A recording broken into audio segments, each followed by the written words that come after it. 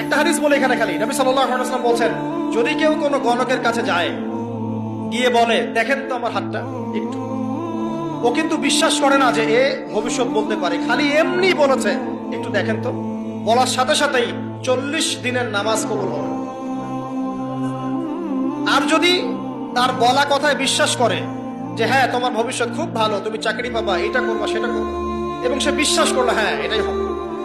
তখন নবী সাল্লাল্লাহু আলাইহি ওয়াসাল্লাম বলছেন সে যেন আল্লাহর পক্ষ থেকে যা নাজিল হয়েছে, মানে যে কোরআনুল কারীম, এই কোরআনকে যেন সে অস্বীকার করলো, মানে কুফরি করলো।